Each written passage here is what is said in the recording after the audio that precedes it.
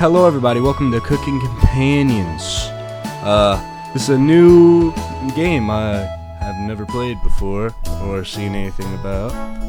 Actually, no, I seen MatPat made a video on this, so I already know this game's gonna be chock full of lore, and I love story games. So, let's get started. New game. This game is not suitable for children or those who are easily disturbed. Do you wish to continue?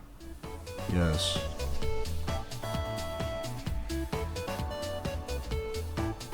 That walk was brutal, but this cabin is amazing. Full kitchen, running water, really has everything. Finally, a place I can read a good book in peace. Oh, jeez. I can't wait to... Screams. Oh, she sneezed. I'm sorry, everyone. It must be the dust. Get those allergies under control, Maria. Don't worry, guys. I'm sure with a little elbow grease, we can make this cabin shine. So, are you volunteering to clean, Gregor? No. Not many supplies here. Guess we'll have to go out and get what we need. There's a fireplace for making stew, so let's gather up some firewood, okay? Leave that to me, little guy. I'll tidy up around the cabin. Need to save... Maria. Is that seriously Maria? From dying due to this dust. Hey! Allergies are nothing to joke about, Karen. Bro, why do they all got weird... She's not dead yet, Pipsqueak. Calm down. Thanks. And, totally. Okay, we're off to an amazing start. What is this? I think I'll go outside with over 450 Moses, 900 fungi, and 70 slime molds. And there's bound to be treasure up there. Roughing it is fun. Anatoly knows so much about edible foods. We're in good hands. I think the slime molds would be delicious. The most delicious. What am I reading? Most certainly not. What about fungi? Do you ever think which ones are poisonous? I could figure that out. You can be the canary in a coal mine, Anatoly. I'm not ending up a corpse here. Eek. Do I really need to keep up a voice for all of them? I'm gonna go fucking insane. I'm already going crazy. Keep both your eyes open, little guy. Plenty of wolves and brown bears around. They won't be a problem.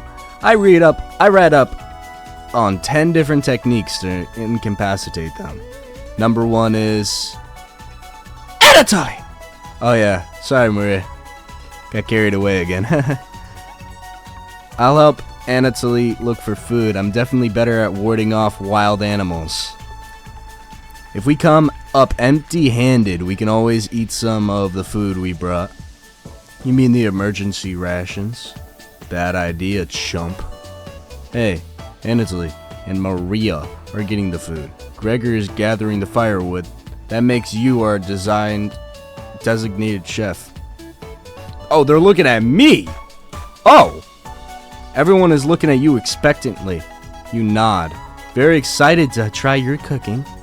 Alright everyone, let's go get to work while there's still sunlight. Later. Maria, Anatoly, Gregor. The 3 exit the cabin, leaving you and Karen alone. I think Anatoly would put the supplies in the kitchen. Thanks for helping out with the cooking. Tutorials. Save the game, right click on it, or hit the escape button with your keyboard to pull up the menu. This menu will also allow you to adjust volume levels or exit to the title screen to view unlockables. Please note, going back to the main menu or exiting the game without saving will remove progress you made. Be sure to save. Do you have any experience making meals?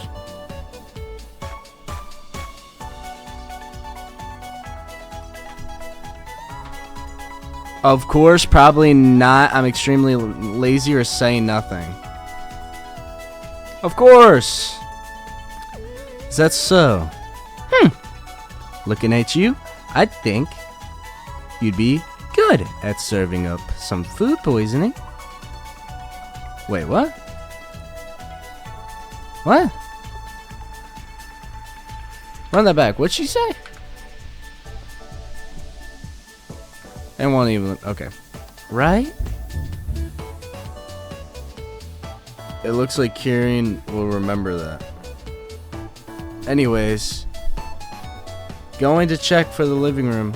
Let's talk later. They remember things? Karen heads to the living room and starts looking at the book. You decide to look around the kitchen and find ingredients for a meal tonight. Tutorial. You will never know what you will find around the cabin. Clues and secrets may be revealed by searching the area more than once. Why not give it a try? What area do you want to search first? Cupboards. A few cupboards are empty.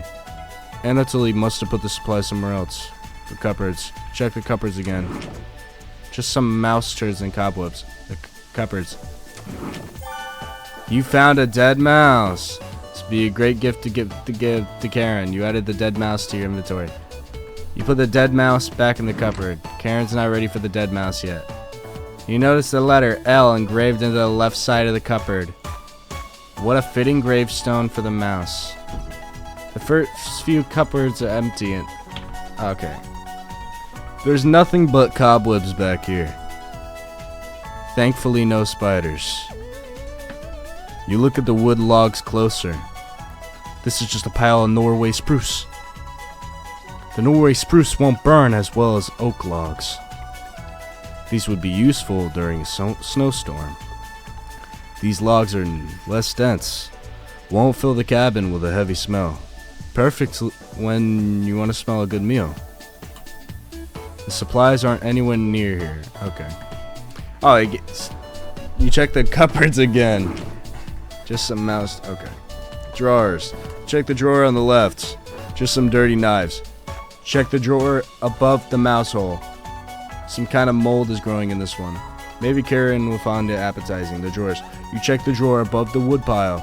Something's making it difficult to open. You pull it open with all your might. Whee! Cabbage! It's time! Trumpets sound off! Onion! Never fear. Onion is here. Like my cousin Cornbread says, I'll rise up to the occasion. Oh, word?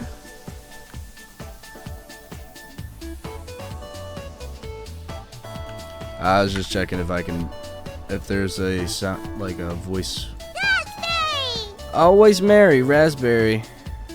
Oh, yeah? Potato? Cabbage stuffed me into this drawer. Pretty sure that counts as kidnapping. Where are the trumpets? Why talk with those boring humans? All they have to give you is drama. Come chat with us instead. We'll share valuable recipes you can cook. We'll share you our secret chompet recipes. Collect them all to become a 5-star chef. You can find unlocked recipes in the main menu under the extra, but be sure to save the game.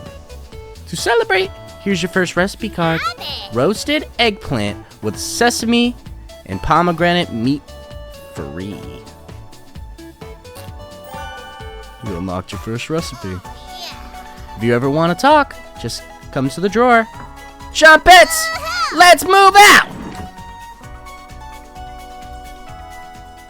Cabbage rudely slams the drawer closed. You wonder if what you just saw was real. You're slightly worried about what this means for your mental state, but only slightly.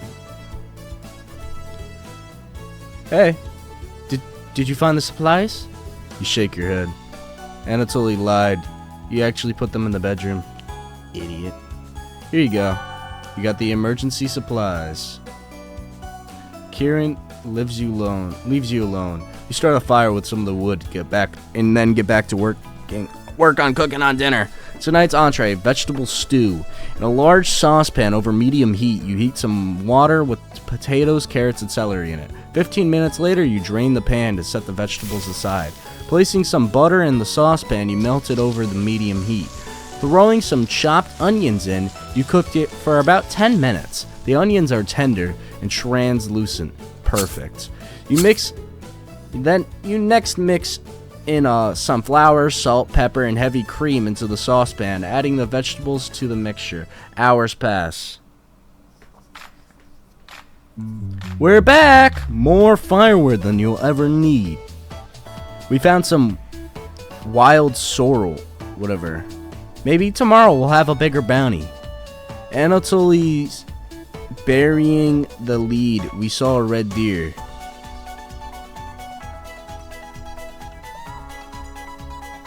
Maria spotted it.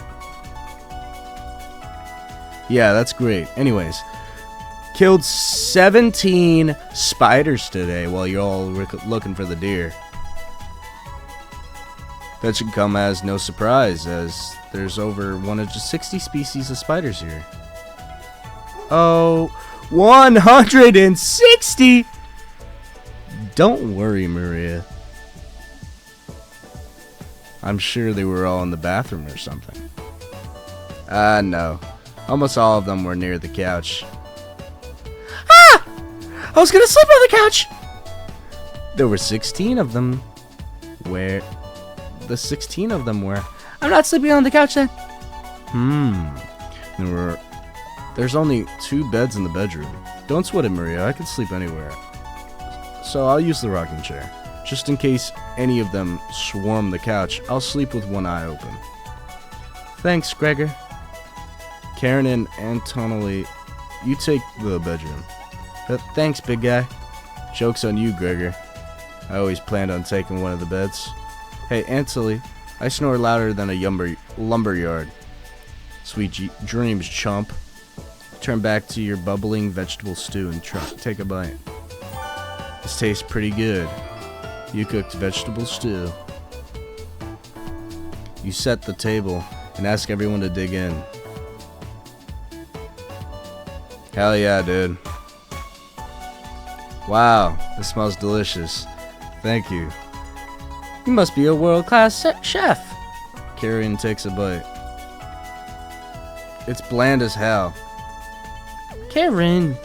Tastes like every other vegetable stew. So generic. Could probably use some meat next time. Gross.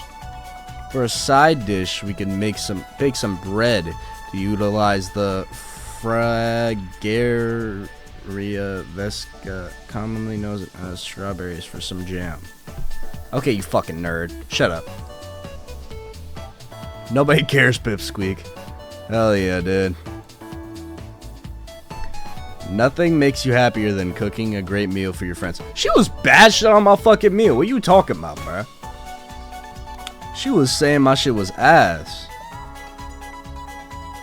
Because this could be very well the best day you've ever had. You go to bed stuffed. Really? Day 0. Day 1. Uh-oh! Spaghetti! Hey, you up? How'd you sleep? I was so warm last night, I didn't even need a blanket. What time is it? About 1 hour until dawn. Why you two quiet down? Trying to sleep over here. Damn, bro, chill. Gregor, the birds are outside, aren't making much noise yet. We didn't bring many supplies, remember? Better go on, get a head start on gathering food. It's too early for this. Gregor, did you see any spiders last night? There was a small one in the bathroom. Heck! Actually, I did see a centipede by the sink. Maria turns a little pale. Karen's messing with you, Maria. Let's find more than wild sorrel today. If you're lucky, little guy, maybe I'll teach you how to catch some wild brown trout. What's with you and meat, big guy? Anatoly's herbalism book stated that there are many more species of plants to eat out there. Let's leave the fish alone. You know, I'm not into meat. That's a shame. I wake up early to go fishing. Cheer up, Karen. We'll get to observe the trout at the very least. Maybe we'll see more red deer today. That sounds like a waste of time, Gregor. Maybe we'll find some blackthorn berries. I love blackthorn berries. We'll be back later. Can you watch our stuff today? You nod. Thank you. Thanks. Don't steal anything, okay? You nod. Alright. Maria, Anatoly, Gregor, and Karen leave the cabin. Oh my god! The cabin with a skip to their step. You're alone, but thankfully, you have a drawer of chompets to keep you company. Tutorial. Each day you'll be asked to explore a different part of the cabin. You only get one choice, then the end of the day will end. Choose wisely. What do you want to check out today?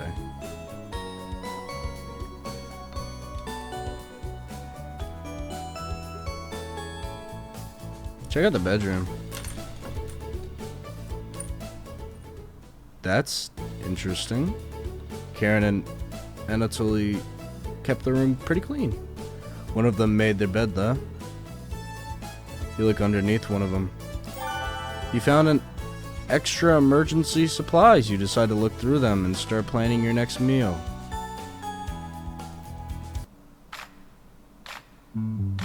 We're back.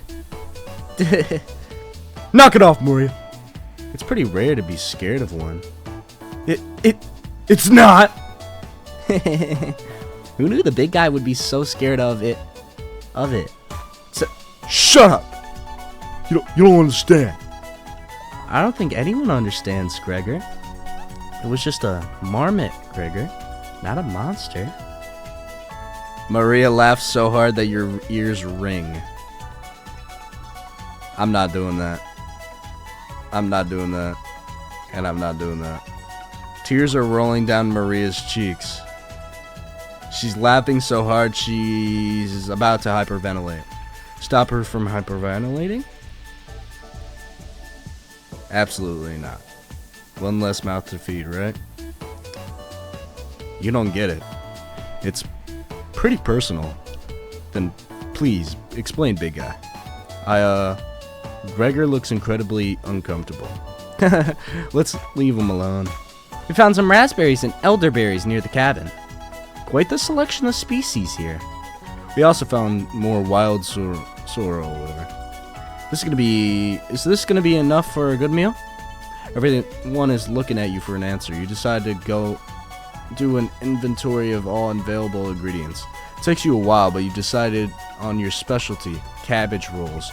You first bring a large pot of water to boil. You let the cabbage leaves boil for 2 minutes, draining the pot into the sink. In a medium mixing bowl, you combine some sauce, some cooked rice, onion, and egg, salt, and pepper, along with some tomato sauce. You use your hands to mix thoroughly and decide to wash your hands after it won't come off. Dividing the rice mixture evenly between the cabbage's leaves, you then roll them up and tie a string around them so that they stay in one piece. One piece! You place the cabbage rolls in a large skillet over medium heat, pouring the rest of the tomato mixture over the top. Covering it, you bring it to a boil. You reduce the heat to low and let the cabbage rolls simmer for about 40 minutes, being sure to baste it with liquid.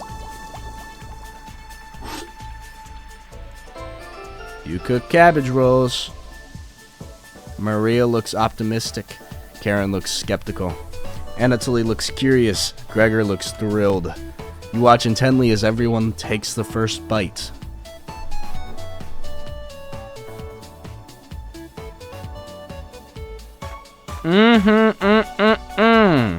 That's pretty darn good. Well, wow, I could have eaten the whole batch myself. I think vegetable stew tasted better. But I'm loving how tender the cabbage is. The sauce is pretty red. Did you use some fresh tomatoes for it? It really adds to it. Spoon some of the liquid on top, and you'll thank me later. Incredible! It's definitely growing on me. Was really something special. Thanks again for cooking. Everyone leaves the dishes behind for you to do. Well, thanks, I guess. I cooked, but sure. Dishes can wait. Everyone goes to bed, full and happy. You asleep instantly. Tomorrow will be another great day. Tick tock. Day 2. Oh my goodness!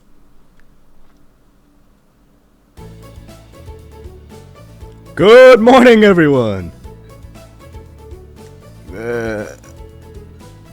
Again, Gregor. Can't you just let us sleep in, please? Not today. Why? Storm clouds are coming. We need to find some food before it begins to downpour. Gregor, you're overreacting. We have enough food to last us a while. Enough food? I thought we used most of the supplies for last night's dinner. He's right.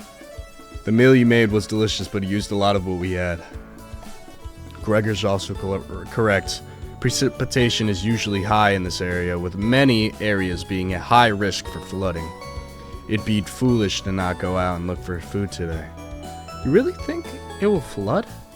Thankfully, the cabin is on high ground, but that doesn't mean we're safe from flood waters. It's always a possibility, so can't hurt to be prepared. You're losing it, Gregor. Karen! There's nothing to worry about. I think Gregor's right, Karen. Huh? It won't hurt to prepare for the worst. I think she's right, Karen. Failed to prepare to fail. Yeah. And Italy. Let's go out and prepare for the storm. Foraging should be a key priority today. There are plenty of edible foods, and it has better odds than trying to hunt. Give me a few minutes and I'll plot out our route on some paper. Let me help, little guy. Anatoly and Gregor head to the bedroom to consult the map.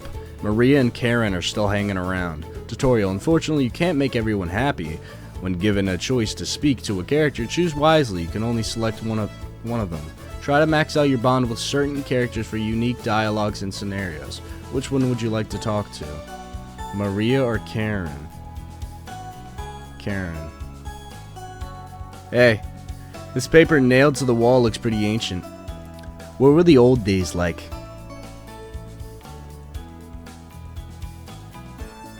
Not as bad as time like these. I know what you mean. Escaping from Ukraine was terrifying. Whoa. Whoa. I've never been so scared in my entire life. Do you have any idea how hard it is to get those supplies here? I could have been shot along the way.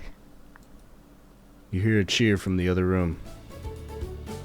Gregor and Anatoly come back from their meeting. Gregor is blushing slightly. Ukraine.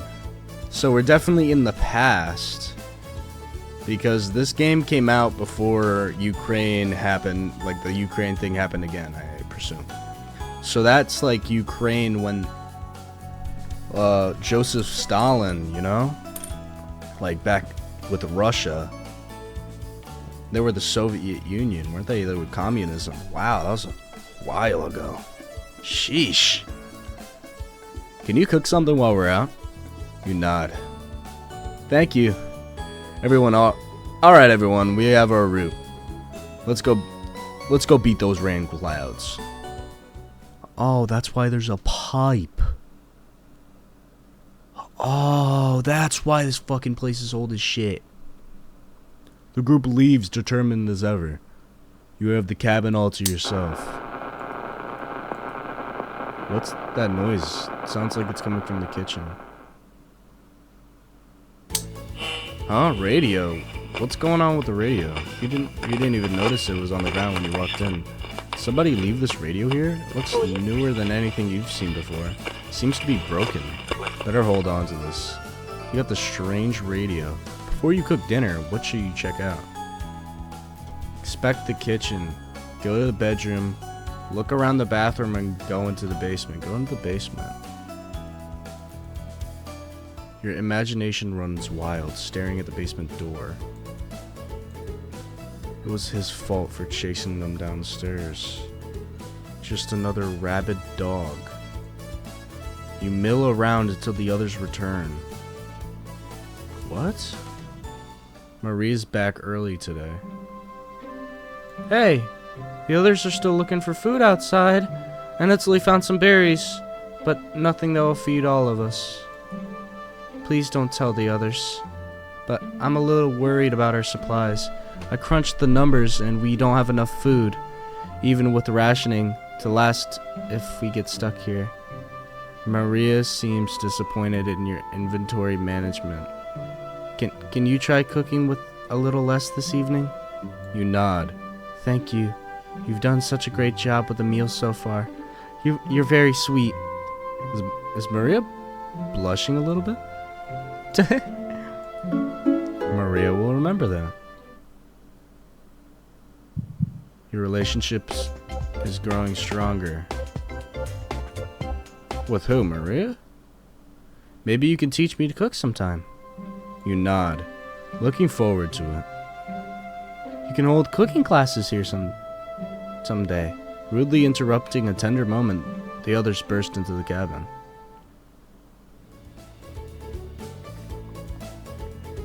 Don't be so down, everyone. We got tons of good berries.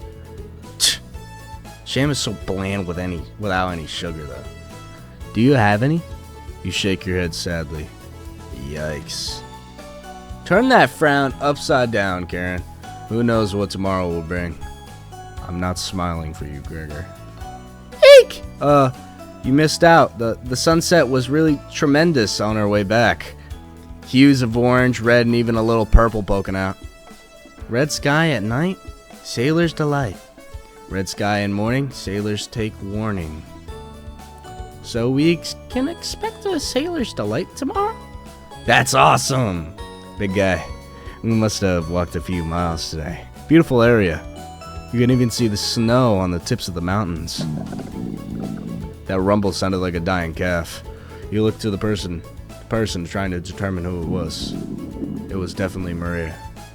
Maria! I'd recognize that sound from anywhere. Go! Guilty. Maria looks embarrassed, but the group laughs at her honesty. Except for you. You search your mind for something to say, but all you can think of is an old riddle. Ahem. Those who have it do not want it. Those who have it least succeed. Those who have it for too long perish. When you feed it, it gets smaller. What am I? Hunger. Dust. It's hunger. Yeah. That was an easy one. That was my guess. So, what's on the menu tonight, chef? Bread and jam. You crush the berries in your small mortar and pestle spreading it on some crusty bread. You cooked raspberry jam and bread. That bread's a little tough. Gregor, don't look a gift horse in the mouth. But this is some homemade jam. It's to die for.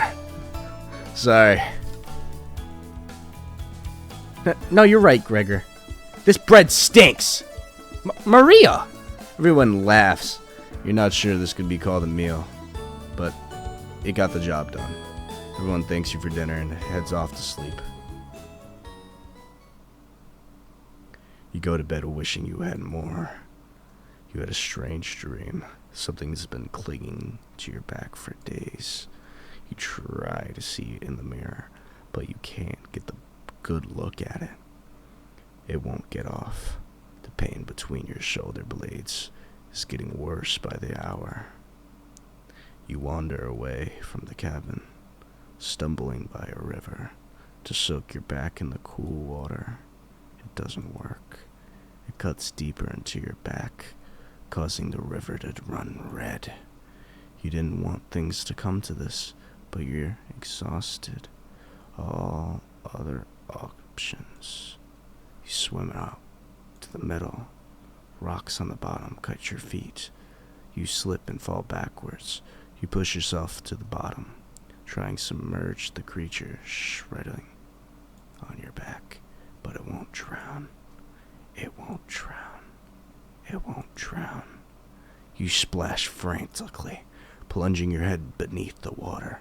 You let the current take you downstream. You give up trying to swim to shore. Water fills your mouth and nostrils. After a minute, you stop struggling against the waters. As you gaze up into the sky, you feel it leaving your back, drifting to the sky as you sink to the bottom. As you take your last gasp, you see what was on your back staring into your eyes, but you don't even have the air in your lungs to scream. You wake in a cold sweat. The fuck was that?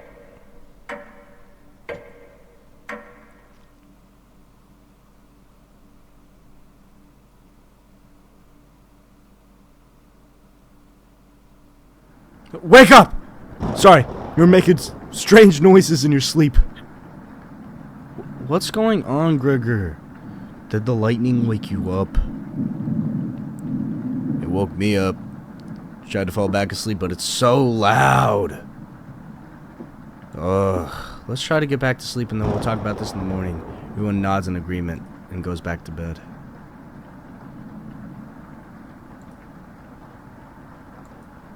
Except for you. You can't fall back asleep. You still have goosebumps from the nightmare. Karen's snoring is making the walls shake. You don't sleep a wink, opening your eyes when you hear Antley slamming the door. He sounds petrified. I looked out the door and we're completely surrounded by floodwaters. Looks like sailor take warning was more appropriate for today. Maybe it'll clear up tomorrow. You're no optimist, Karen. Yeah, that's all Gregor has going for him. Eek. He's also good at chopping wood, though. Knock it off, you two. Maria, do you think it'll clear up tomorrow? I give it a 27% chance. Based on what? I was bored stiff, so I read a book on local precipitation levels. And, totally, you're a book nerd, right? Why didn't you read it earlier? Eek. Couldn't make it past the cover. Is that right? Yes. That bookshelf has some great books on artisan crafting and natural science. Artisan. I think it was artisan. Why let them sit there gathering dust? How did you arrive at a 27% chance of it clearing up tomorrow? It's easy. Take the time of year, multiply it by a factor of... Maria begins to explain the meteorology to you. Yeah. She isn't dumbing any of this down. It's similar to where... So, the first thing is you need to understand, minutes of explanation feel like hours. You look over at Antley. He's listening intently to Maria. So intently, he hasn't blinked yet. You can see his eyes drying up. A tear rolls down one of his cheeks. This is brutal to watch. Maria finally wraps up her lecture, ending with a bow. Nobody claps. Tough crowd. Maria, that was awe-inspiring. You lost me a few minutes in, but it's okay. I didn't understand a word of it. Yeah. Anthony turns to you. There's no telling how long this will last. We can't leave the cabin until these floodwaters stop. I know our food situation is a little tight, but I know you'll make it right decisions. I believe in you. Me too. Looks like we have enough leftover berries for bread and raspberry jam. Why was she so fucking petrified? I'll pass on the jam and just give me more crusty bread. Everyone laughs, except for you. With everyone stranded in the cabin, you'll need to keep everyone fed and happy. You sneak out to the kitchen while everyone's still talking. You get out some crusty bread and get to work making more jam. With the kitchen to yourself, you decide to check on the Chompettes. Hello. Don't worry, as leader of the Chompettes, I'll make sure none of the humans know about us. Onion. That big guy would try eating me like an apple, so definitely don't tell them about us. Ha ha ha! Are your plans going alright? Got another cornbread classic for you. Did you ever hear about the bread maker's bakery burning down? No? Her business is now toast! That one's a little stale. Do you know how raspberry and milk were introduced? You tell her no. Raspberry. Raspberry milkshake! You let out an audible groan. Did cornbread teach you that one? Nope. Wasted an entire day on it.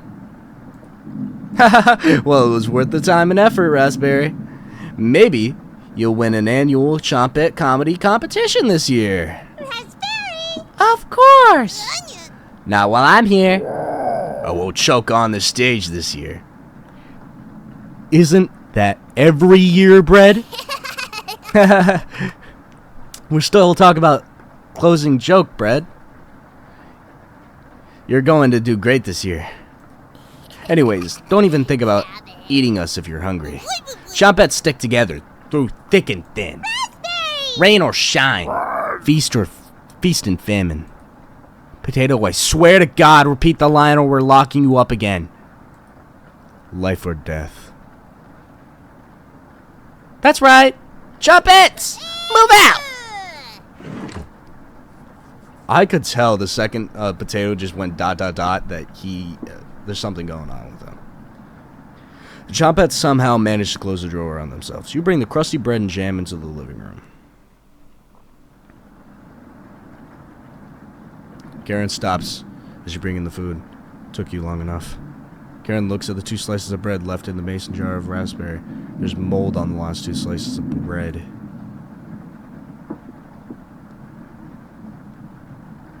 Karen is right. What the hell is the matter with you? You grip the knife tightly in your hand. You think this is enough for the 5 of us? But wait. We can't throw this bread away. It's all we have left. Gregor's right. Anatoly, will mold spores give us food poisoning? I'm no scientist. Sorry. Let's pick off as much mold as we can. We can't leave the floodwaters, so we'll have to have this last us another day. Everyone grimly nods, gripping the bread apart like a pack of wolves. Gregor eats the biggest chunk of mold. Disgusting. Thanks again. Bread and jam isn't much of a meal, but it's more than we had in Ukraine. Oh, so all of these people are Ukraine survivors. Oh, they're famine. Okay, forced starving. Plenty of rainwater outside, so we won't die of dehydration. But this storm isn't over. We shouldn't have left leave the cabin. Should clear up if we give it some time. Natalie, what makes you think that? One of the books had weather reports. You're illiterate, so that's a lie. Eek! Karen, I've seen him reading. Who reads upside down? What do you think? Karen's correct. Yeah. Heh. You're funny. Keep playing pretend, Ansley. Brutal, Karen. I found an old picture book in the living room, Ansley. Might be something more your speed. Karen! Karen smiles at you. I guess let's call it a day. Yeah, sure. Everyone shuffles off to their sleeping areas. 6 minutes later. I'm glad you called out Antoli's bluff. You continue to impress. It's a shame Antoli was sleeping in the same bedroom, and I are sleeping in the same bedroom. I should have never shared it with him. What if it was just me and you? I sure we could study to squeeze a few novels in before bed. You nod. Well, we'll have to kick him out at some point, right? Oh, you'll have to tell me about that anatomization book in the bedroom. Really cool pictures in there. Karen looks like has a crush on you. Let me know if you're ever free for a lesson. Okay? I bet. Karen walks away looking very happy. You are definitely sure Karen will remember that. Hell fucking yeah, dude. Your relationship is growing stronger. Hell fucking yeah, dude. You go to sleep very hungry. Well, now I just gotta lock in and get some food for gang. You don't dream the entire night, but you sleep through everyone's waking up. And that's how fast a deer could run if it's startled. Whoa. Incredible. Impressive.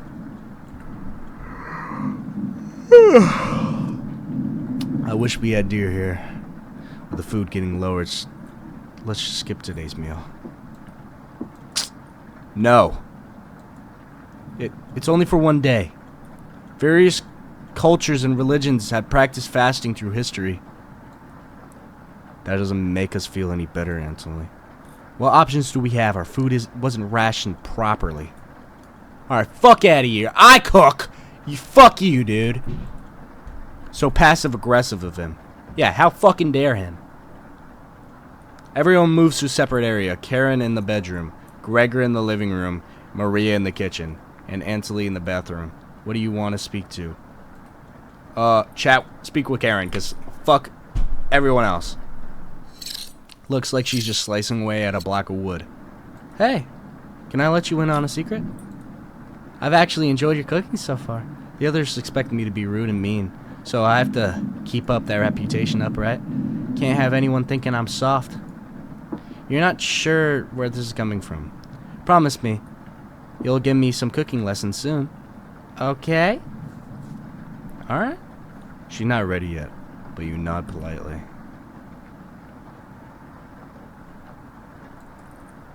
Thank you. You're definitely sure Karen will remember that. Hell yeah, dude. You leave Karen to go meet up with the others. Everyone looks pretty down this evening. It won't stop. You're all doing great, just a little longer. So hungry. Me too. You wish everyone a good night and get ready for bed. Your stomach is growling more. You have a strange dream. A boy's yelling at you in the kitchen. You keep telling him to lie down on the tray, but he keeps screaming at you, calling you names, so you show him how it's done. You lie down on the tray and make your body as flat as a board. A smile crawls on his face. His anger turns to courage, and he pushes you into the oven. As the stench of burning hair fills your lungs, see him sneering back at you. You wake in a cold sweat.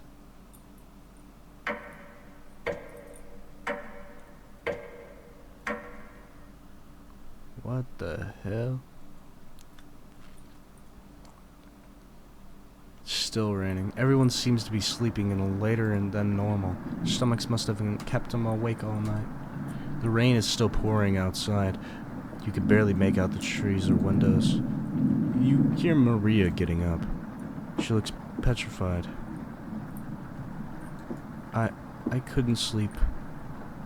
Antoli has bags under his eyes.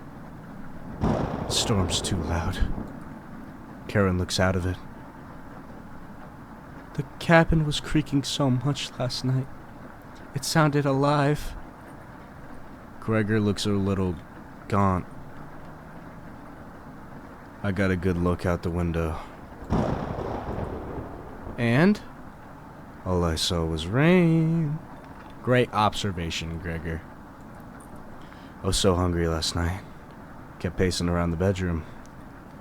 Karen turns to you. When is this gonna end?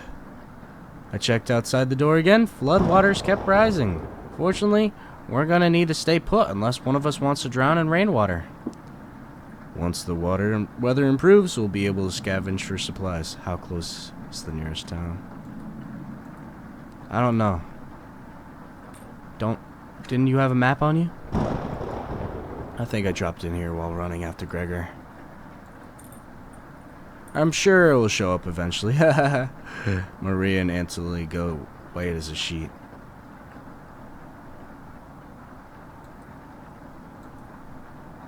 How are we gonna find our way back now? We'll have to ride out the storm. Mario looks at you. We're down to our last piece of bread. I don't know how much longer we can put off eating. The group stares at you. It will clear up in no time. Maybe you're right. The group looks worried. They all gravitate to different areas. Gregor's fake optimism is worrying, and Maria's having trouble. Which one do you want to speak with today?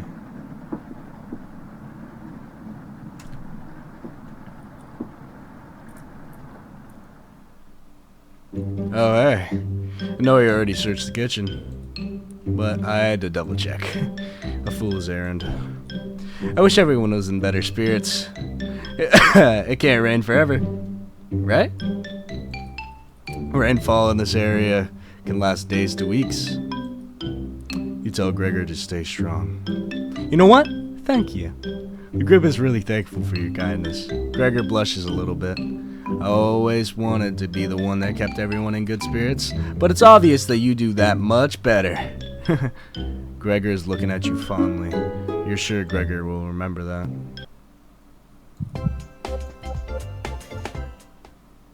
The rain is pounding hard against the wooden cabin, but at least Nudvate is getting inside. You tell Gregor to keep his spirits up and join the others. You call everyone together. They all look nervous. You can cut the tension in the room with a knife. Everyone is staring at you. They're expecting the last piece of bread for dinner. You bring it out. Everyone cannot take their eyes off it. You instruct everyone to take a pinch. And all slowly, all 5 of you tear it apart like something. Everyone studies their piece of bread carefully, wondering how long it will last. Karen is the first to eat hers, chewing each bite a few hundred times before swallowing. Anthony chews it cautiously, slowly swallowing as he looks at the others. Maria nibbles on it silently, eyes wide, moving from person to person. And Gregor just pops it in his mouth like a cherry. He inhaled it.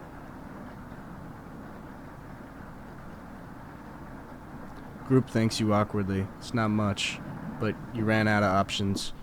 You wish everyone good night. Oh, are you serious? You wish everyone good night and ready for bed. You go to bed starving. How are we gonna get food, bro? It's been 6 days. Yikes.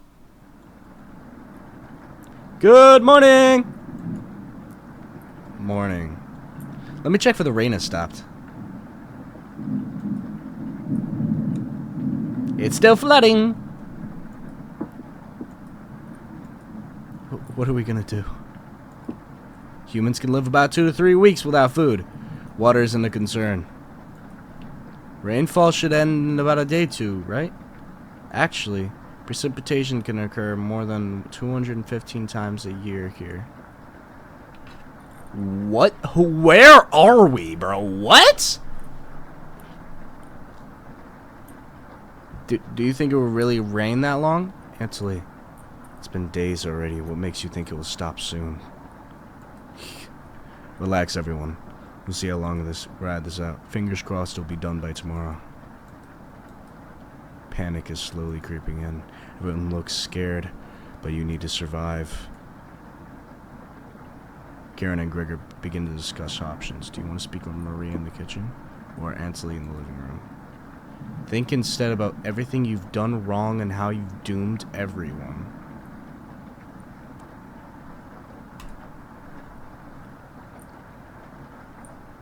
Hey, Maria looks relieved to see you. Your relationship is growing stronger. How are you holding up? Fair question, how are you holding up? Not very good. It's very sweet of you to ask. Maria's looking at you intently. She gets a little closer to you. I noticed you didn't use any meat when cooking. Usually I have to pick it out of the foods the others make. But you respected that. Thank you. Maria's looking at you with admiration. I need to speak with Gregor for a minute, but thanks again. You're definitely sure Maria will remember that. Whoa! Oh, she loved me! You decide to check out the drawer again. You ask Potato where the others are. They'll be back. I wanted to explore the labyrinth of tunnels around the cabin. Surely you've seen the mount souls, right? They connect all over the cabin. Must have been some mouse that created them or something worse. Anyways, I'm not gonna sugarcoat this. Things are going to get worse from here on out. I have a feeling Potato isn't telling the truth. I realize some drool's leaking out of your mouth. Disgusting. Don't even try to eat me. You'll just get deathly sick if you try. And from the look of you, you need to retain all the water you can. From rationing to cooking, you failed every common sense of measure. Sense measure for basic survival this week. You knew something like this would happen, right? Never mind. With floodwaters rising and no food now, I think it would be a great time to go over the fundamentals of starvation with you. When experiencing starvation, there are 4 factors that will determine if you live or die. Age, height, weight, and your degree of activity or inactivity. You've been especially lazy, so I think you'll survive a little longer than the others. The Harris-Benedict equation can help you figure out how many calories you'll need to simply maintain your current weight. The equation produces a number called a basal metabolic rate, or BMR. Stay with me here. BMR equals 655 plus parentheses 4.35 times weight in pounds, parentheses plus parentheses 4.7 times height in inches, parentheses minus parentheses 4.7 times age in years, parentheses. Got it? For fun, let's try it out on someone here like Maria. Using Harris-Benedict, she looks like she's around 120 pounds, about 5 feet 5 inches tall, about 20 years old. Crunching the numbers, I think she's about 1,388 calories a day. But that's being abnormally stationary. She'd have to lay in bed all day and night just eating and breathing, using her brain. Not very common when you're starving to death. People tend to get up more. If she was being very active, let's say swimming through floodwaters, we'd need to multiply that 1,388 calories by 1.9. So now she needs 2,638 calories per day. That's quite the difference, especially if you don't ration your food properly, which you didn't. I guess that wraps up our first survival lesson. Hopefully, we'll never have to speak again. Okay. We shut the drawer, going over the numbers again.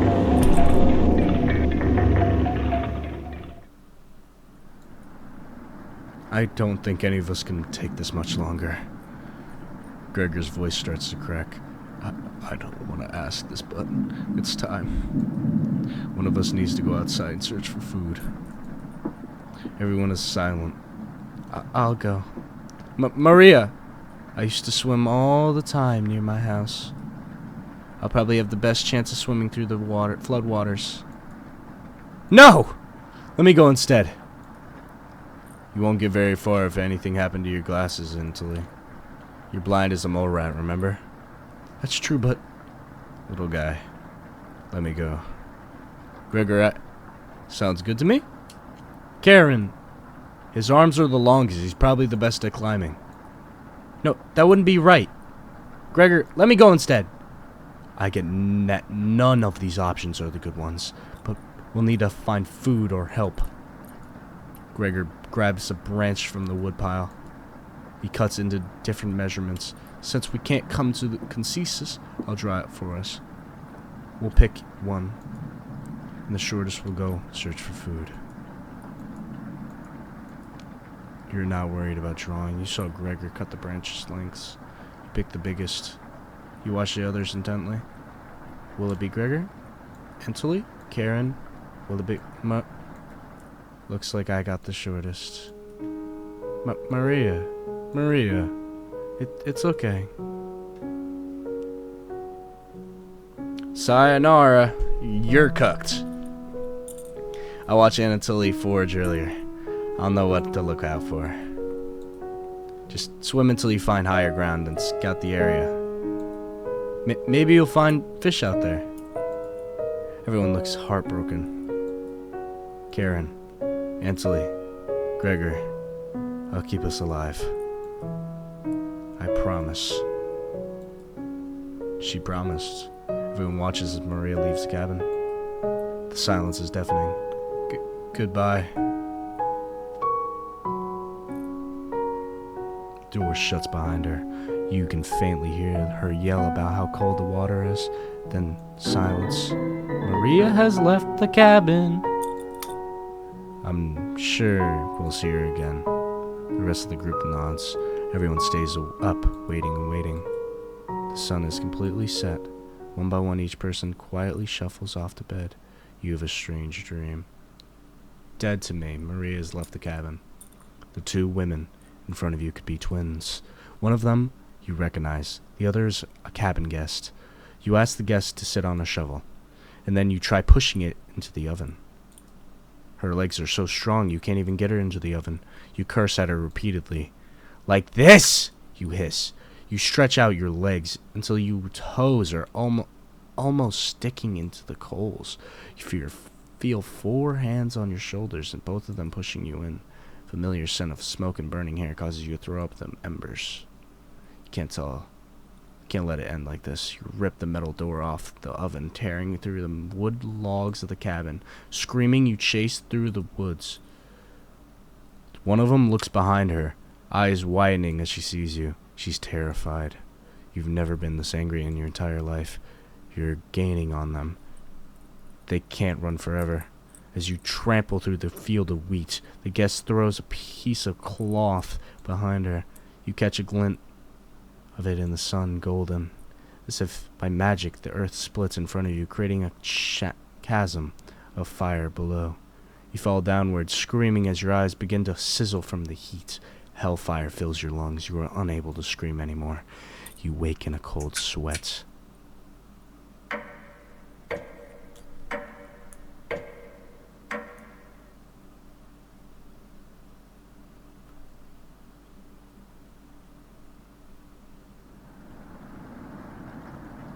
Good morning. Do you think she made it to higher ground? I believe in Maria. Me too. She'll be fine. Right, little guy? So what do we do now? Just wait? Karen. How long has it been? Almost a day since she left? Antilly and Gregor look nervous. Someone needs to go look for her. We need to wait, Karen. Wait for what? The nearest town is miles and miles away. Waiting is all we can do for now. So it could be days before she gets back. What are we supposed to eat? Mice? Karen, I'm sure Antilly would agree, but we'll discuss our next options when we get to it. I never should have eaten that much.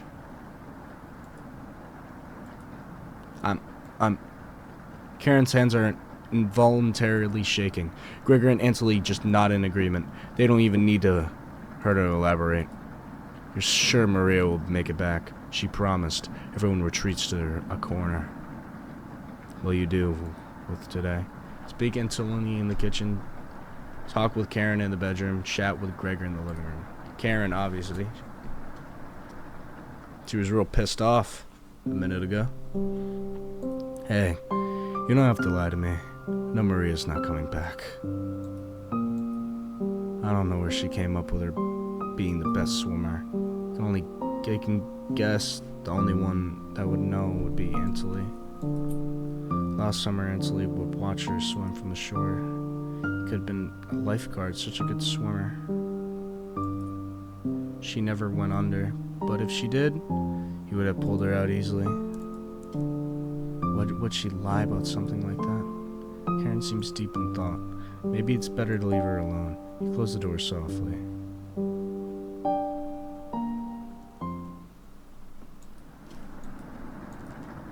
I can't stop thinking about the vegetable stew.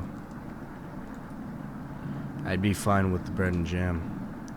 I'd be fine with just strawberries. Nobody else laughs. I would kill for some vegetables right about now. You would too. I'm gonna go try to get some sleep. Good night. Night. You fall asleep quickly, but you only dream about desecrating a corpse. You wake up in a cold sweat, in a completely different room.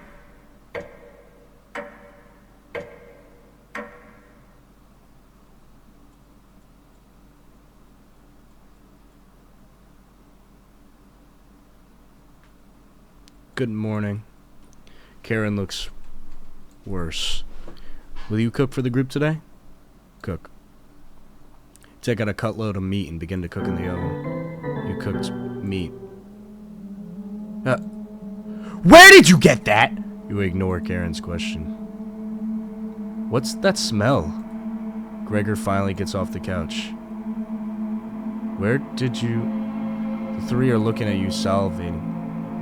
You take the charred meat out of the oven, cutting in small cutlets. They immediately grab some off the plate, chewing furiously. You take a piece and immediately devour it. Do you have any more of this? You explain how the meat is stored securely hidden so you can ration it better this time. I understand. Thank you. Antley runs to the bathroom, puking in the toilet. You can hear him sobbing for a few minutes. The taste is... Gregor wanders off. Antley returns looking choking up. I was too weak. Left you some. Don't fight this, Antley.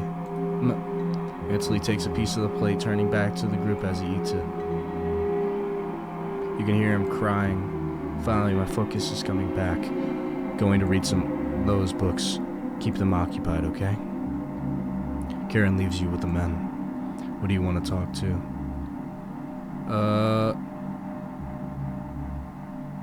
Speak with Antley. You knock on the door first. Antley, slowly open it. Thanks for checking in on me. You ask if he feels sick. Not anymore. Please don't tell me where the meat came from. The less known, the better. You nod. Thank you. No. Desecrating a corpse. No! Did I... Was that Maria? Oh my God!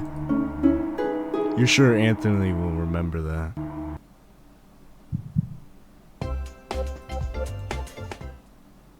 You leave Antley to go tidy up some parts of the kitchen.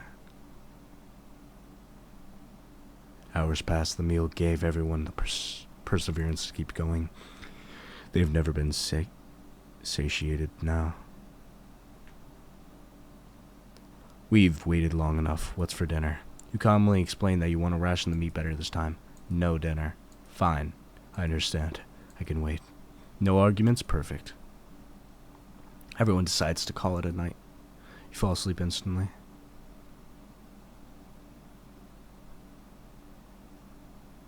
You have a strange dream. You're having a dinner with a blacksmith, but he's not touching his food.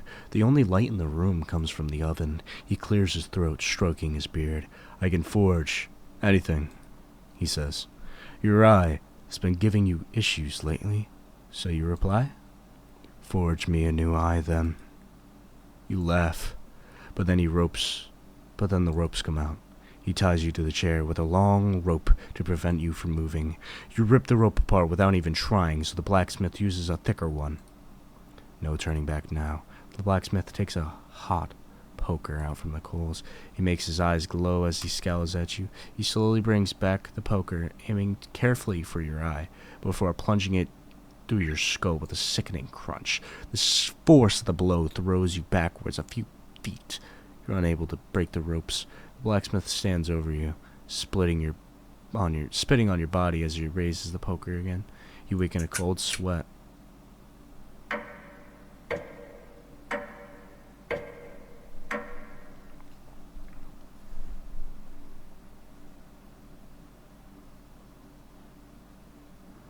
You wake up to see Gregor looking out the window. He turns to you, not smiling. Take a look out the window. Do you notice anything?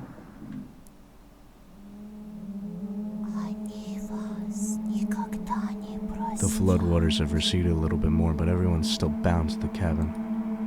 The trail used to be completely visible. It's gone now.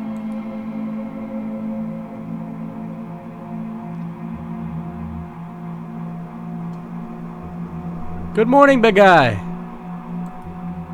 Where's Maria? This might sound a little crazy, but every night around 2 a.m. I can hear her outside. She makes this awful gurgling noise like she's trying to get water out of her lungs. Have you heard her, Gregor?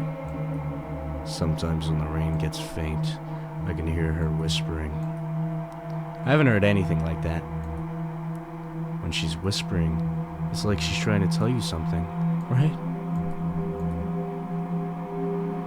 What the fuck? Yes!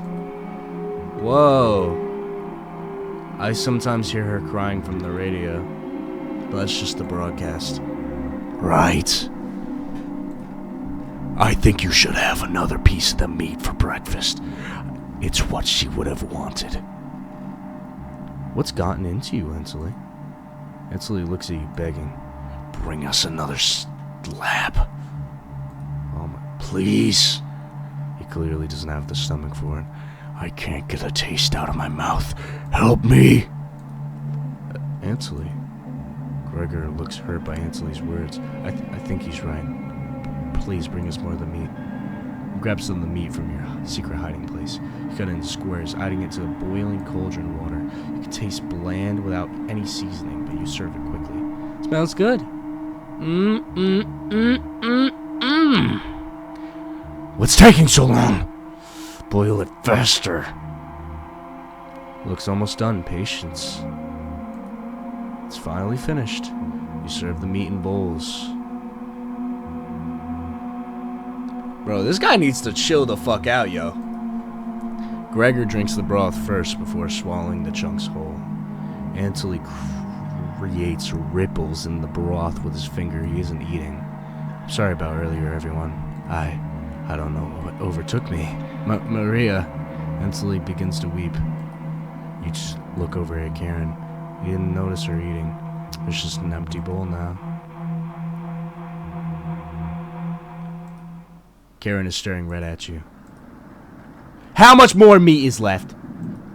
You explain how most of it has gone bad. This is the last of it. Ugh! How could you be so careless again? You remember Karen's knife. You need to think fast. What the hell are we supposed to do now? Wait around again? The storm isn't ending. You clear your throat, Ainsley. Yes?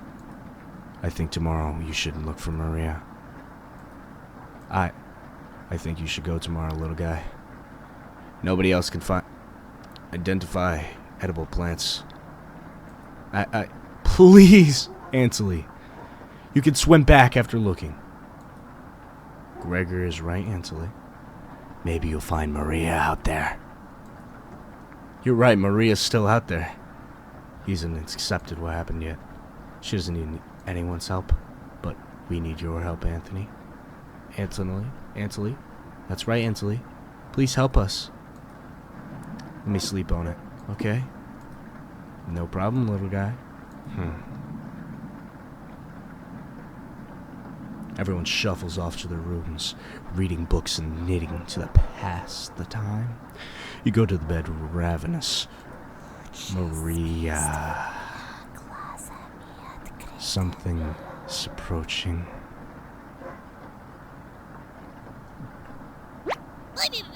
Don't be a crybaby, it's just me! Onion! Not gonna be the very sweet today. I was worried about Ansley. He's gonna cave to pure pressure. Can you stop him from leaving the cabin? You don't answer, Onion. Please? Don't you trust my advice? You shake your head. Got a fun factoid for you. Did you know that leaving an unpeeled onion in your room absorbs bacteria? It'll help you prevent colds and ward off viruses. That was a lie! People actually believed it in the 1500s. How embarrassing! Who would believe that? There, even a doctor in 1919 who tricked people into thinking it was true.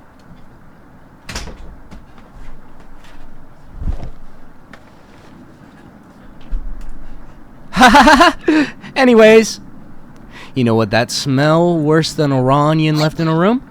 You. It's been a while since your last bath, right? Can't remember. Could smell you before you even came in the room. Onion! Yikes! So, can you stop Ansley from leaving? I know he has cabin fever, but this is ridiculous. Ansley can make his own decisions. Please. We don't need another one stalking the hallways, tapping on the windows, crying through the radio. You have a sudden urge to scream. Why do you think that using the mouse holes to get around? Scared to death that I'll run into her. Don't make me tattle the cabbage about you. She could be as mean as potato if you get on her bad side. Just kidding. She's great. Anyways, when the time comes, just tell Ansley you care about him and you don't want him to leave. Even if it's only for me, okay? You can trust me. Now, if you excuse me, I need to go work on some new ice skates. For the frying pan tomorrow. Nothing beats sliding up and around butter. Later.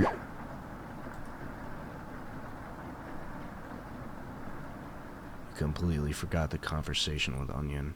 You fell asleep again, still ravenous.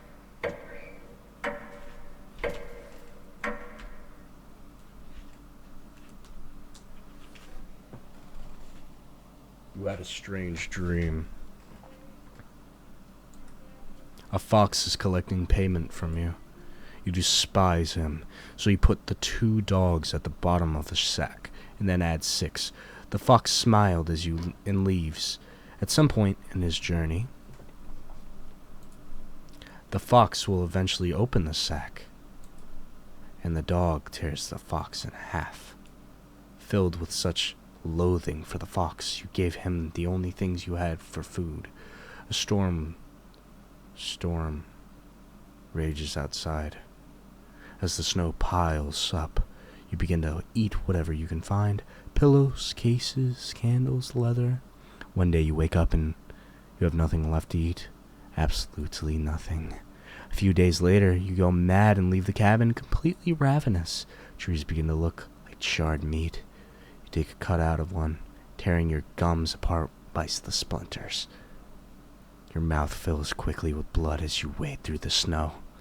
Days later, a deer gallops by, the first creature in the woods to see your corpse. You wake in a cold sweat.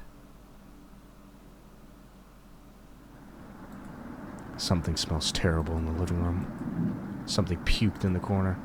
You wipe it up with a rag to save them from their embarrassment. Good morning. Good morning, little guy. Well, Ansley, what's your decision? Bad idea. She's got a plan, Ansley. Barely slept last night. I could hear her whispers coming from the basement. She kept telling me to go outside. Well, we don't want to rush you, but One of us puked last night. Really? Antley, my patience is wearing thin. You have 1 hour to make a decision. Why so quickly? Because I'm not waiting any longer. You could see a glint of Karen's smile. Karen's knife under her dress. Best to watch out for the knife. Oh, she crazy. The group disperses. Tensions seem to be rising. You have 1 hour to kill. What do you want to do? Talk with the Chompettes, converse to Karen in the bedroom, chat with Anthony near the basement. Karen, easily. This is my favorite. My second favorite is Gregor. Hi. Keep this between us. I'm not giving Antley a choice today. He's going outside. Do I make myself clear? Yes. Good. Thank you for understanding. Karen cracked a smile. Looks like Karen will remember that.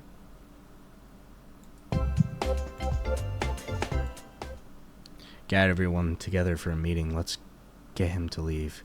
You call everyone together to discuss the next steps.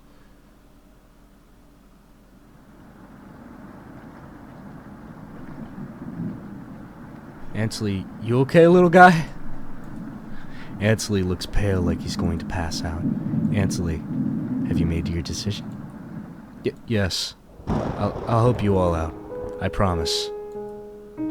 Thank you, Antley. Big tears roll down Gregor's cheeks. I'll miss you, big guy. I'll miss you too, little guy. Thank you, Antley. I know this wasn't easy, but it's for the best. Karen. Yes? Gregor looks at you expectantly. Did you want to say anything to Antley? You say nothing.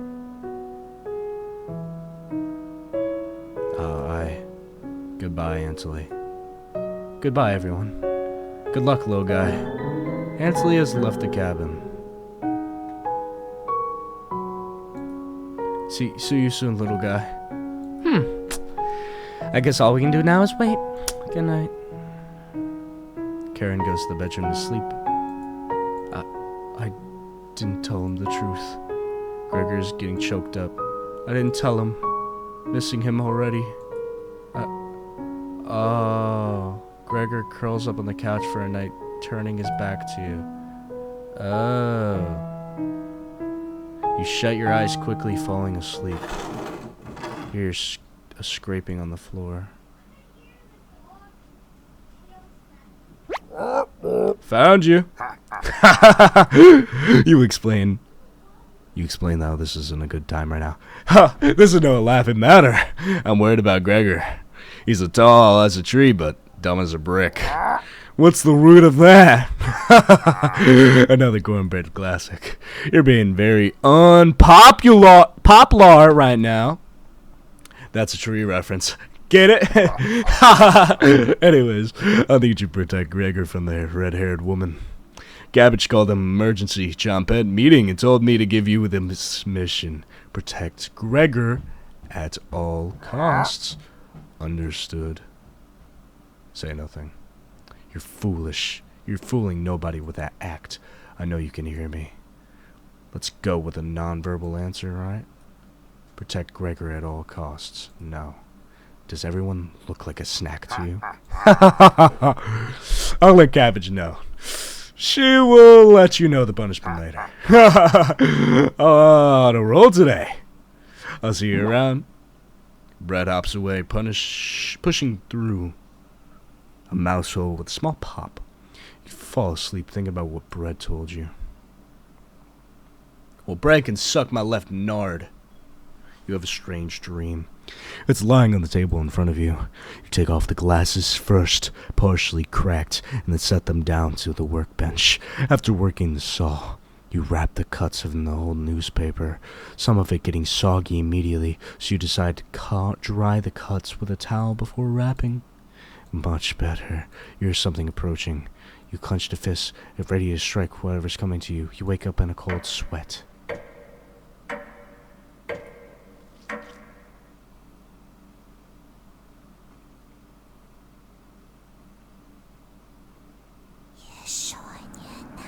You wake up in a completely different place? Did you sleepwalk or you found some meat? Everyone's still asleep. This would be a nice surprise after yesterday's events. You decide to surprise everyone with breakfast. You start by cutting each slice fairly thin. You brown each side in the oven, releasing a unique smell into the air. Karen runs into the kitchen. What is that smell? Give it to me! Now! You don't argue. Karen grabs a cutlet, burning her hands before bringing it to her mouth. Ugh! She hungrily devours it, barely chewing. She grabs another cutlet off the plate and eats it. You thought she was concerned with rationing. Gregor wakes up from the couch and heads to the kitchen. Oh, God. Ready? Gregor looks conflicted, but he succumbs to hunger. They always do. Gregor eats his food in a few bites, grabbing more with his hands. Tears start streaming down his face, but he doesn't make a sound. You join them, quickly consuming the meat on the table. I can't think straight again. We'll be out of here in no time. No need to ration. Karen is sounding more determined than before.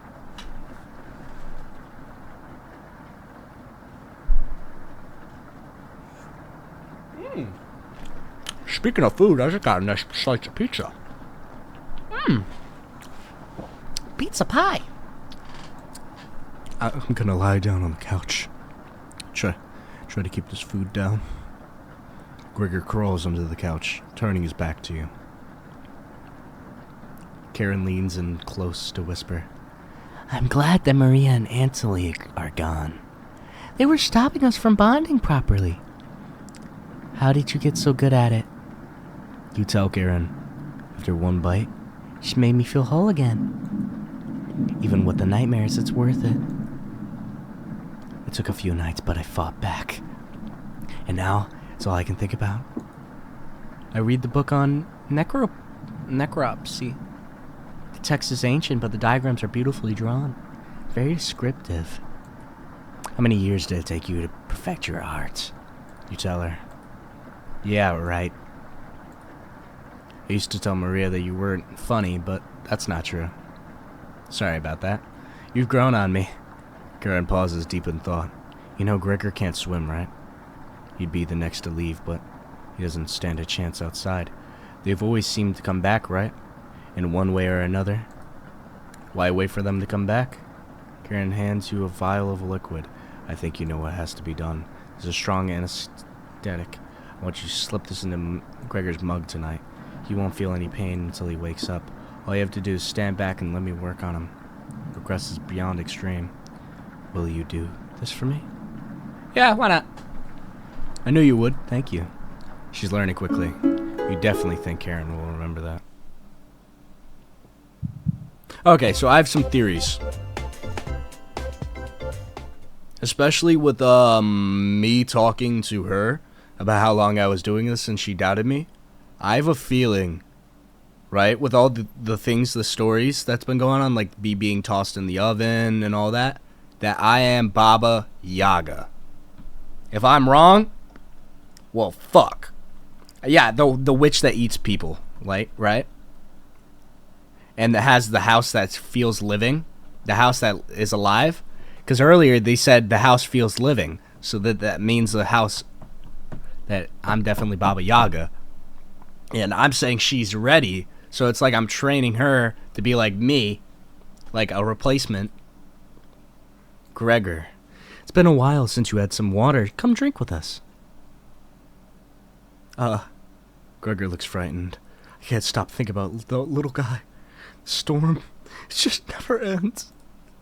I miss Anthony and Maria. Let us toast to Anthony and Maria. They'll always be by inside of us. Gregor, can't change that now. Wow. Gregor begins to weep. You're right. Have you ever eaten raw meat, Gregor? What? Eating raw meat is one of life's greatest gambles. Get deathly sick or... Gregor slowly puts the meat into his mouth, ignoring the smell. He chews it, sobbing. I'll never forget the first time I met Ansley. I was chopping firewood outside the house, getting ready for the winter, until he came over, a butterfly net filled with them. He introduced himself and asked me if I wanted to hold one of the butterflies. I've never held one before. He told me not to crush it between my large paws. And not to... and... Karen, where did you get this water? Would you do anything to save your friends, Gregor? Of course. Gregor's eyes start to droop. I think it'd be best to have an early bedtime tonight. I'll let you help out on the... Let me help you onto the couch, Gregor. Yeah. Thank you, Karen. Gregor passes out cold. Thank you. I'll handle the rest. If he screams, please ignore it. Okay? You don't want to interrupt Karen with this. You leave her alone. Go into the bedroom. Crawling into the bed until only slept in. You fall asleep almost instantly.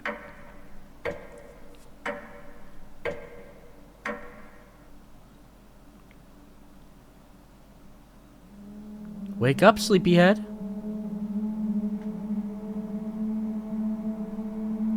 You were having a nightmare. Text different. Thanks for letting me practice last night. I think I did a great job. Made us breakfast this morning to celebrate. Breakfast with what? That's a surprise. Gregor already finished his. Took a few hours though. Come on, let's eat. Yeah, I bet it head to the living room.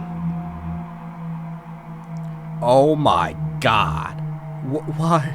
He's a little weak from the blood loss, but don't worry. Bandage him up like a field medic. What is it, Gregor? Where am I? Maybe if you spent as much time reading books as chopping wood, you would have noticed the pages I was bookmarking in the necropsy book. What are you talking about? Do I need to spell it out for you? You're useless! You can't swim. How could you even help us if you'd immediately drown? What? I put some of your limbs away for safekeeping. That leg was pretty tasty earlier, huh? Gregor goes pale. How is that for a big breakfast? Gregor looks at you. Don't even think about crawling away. If you leave this couch, I'll end you. Heh. We'll eat your fresh arm when everything else is gone. Let me start cooking more of your leg. I'll leave you two alone to chat. This has gone too far. Hey. All I wanted was to keep everyone alive and together, but I failed. Are you disappointed in me? No. Thank you. That means a lot to me. Growing up, my mother always made sure I never went hungry. Seconds, thirds, fourths, and was never satisfied. One day on my way home from school, I was walking past the town inn. Something smelled amazing. It was coming from a pile of trash. Dug through and discovered a bag, a meal that was fresh out the oven. At least, that's what I thought. Became severely ill with food poisoning, dry heaving into the toilet for hours. My mother rubbed my back and eventually carried me to bed. Like everywhere else, it was just here for the food. I'll never get this foul taste out of my mouth. She's going to keep eating me. I'm sorry. Getting lightheaded to hold on a good conversation. She's gonna torture me again. You know that, right? You nod. Gregor grows a little more pale. Can you cover me with a blanket? I'm so cold. This cabin, everything about it chills me to the bones. Please, consider it my dying wish. Yes, consider your dying wish granted. Thank you. Much warmer now. Watch out for that knife, okay? Gregor begins to look at peace. I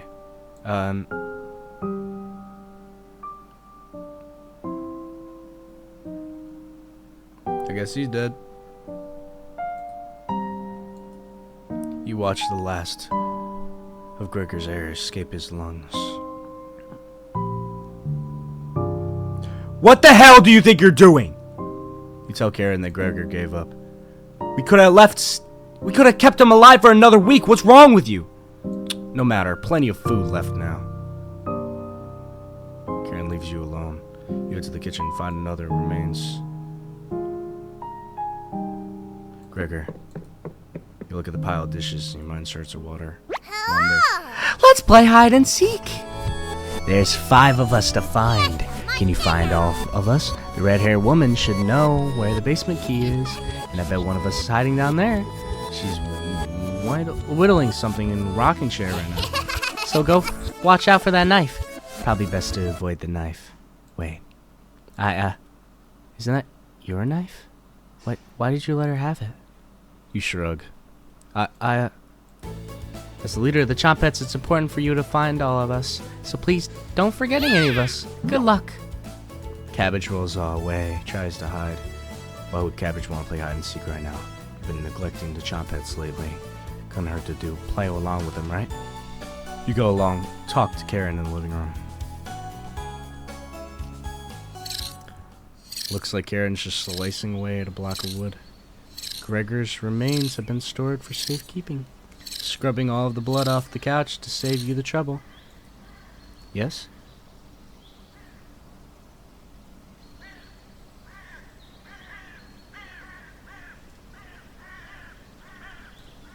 What are you whittling with a knife? A wooden knife. Do you want one? Yes. Give me 5 weeks. I'm behind schedule right now. You're wasting my time. Scram. Feeling a little sense of deja vu. Are you leaving soon? The basement key is probably in the kitchen. I'll come back if you get lost. You think Karen head to the kitchen. I could have got my knife back. Thankfully, there's not too much places for Captain to hide. What do you want to check first? The cauldron. Here's some rustling around. Found her. She always picks the same hiding spot. Ah, you found me! Well done. As leader of the Chopettes, getting through those mouse holes is a chore. Cabbage. Can't find any Chopettes to push me, though. You'll have to help me, right? Cabbage has joined the party. 4 Chopettes to go. What's next, Cabbage? Glad you asked. Keep it up and you'll be a member of the Chopettes in no time. You asked Cabbage about the basement key. Did you forget? Again? It's right next to that nasty oven. There's nothing but a big pile of ashes in there. You found the basement key. There it is. That's to the room where we found Potato. Check behind the cauldron for another one. You got the basement entrance key. Let's go find Onion. He's hiding in the bedroom. She's making hide and seek far too easy. Chopettes! Find Onion! Cabbage rolls down the hallway. Can't hurt to find Onion, right? Explore the bedroom. Found him. Don't be a crybaby, it's just me, Onion. Today, I'm feeling sweet as sugar cane. Honest. Wow, did you eat something gross? Your breath stinks. Drenched hard. Head to toe and sweat, too. Could smell you coming from a mile away. Gross. Did the red-haired woman scare you or something? You tell Onion everything that happened. Whoa. Sounds like I missed some stuff up. You get a pass. I'm sorry about that, Marie, Anthony, and Gregor. But yikes. 3 people died in less than a month. Not as bad as 5 people in one night, though, right? I wouldn't.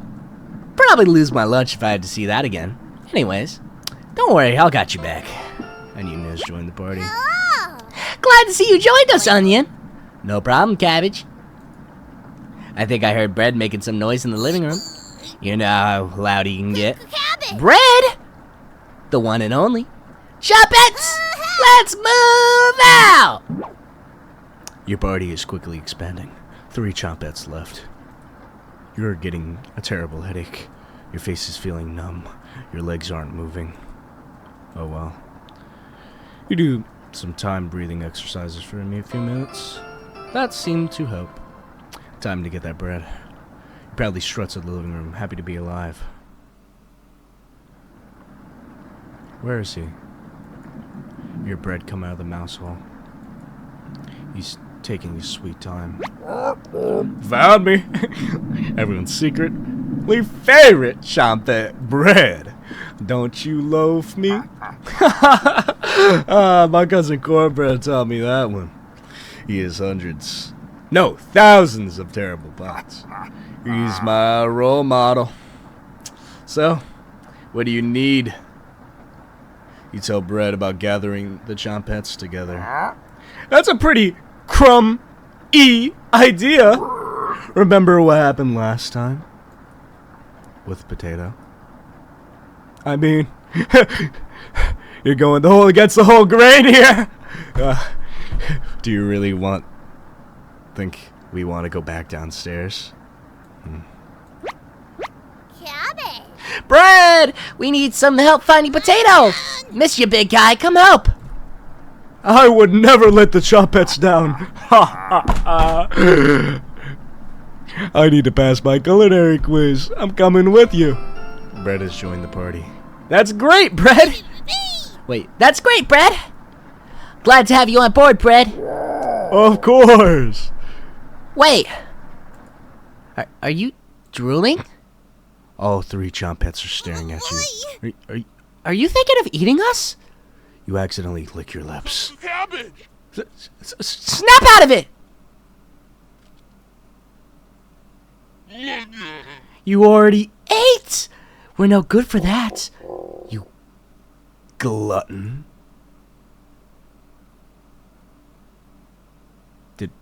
Did they pass out? Holy cow, get them up! So heavy!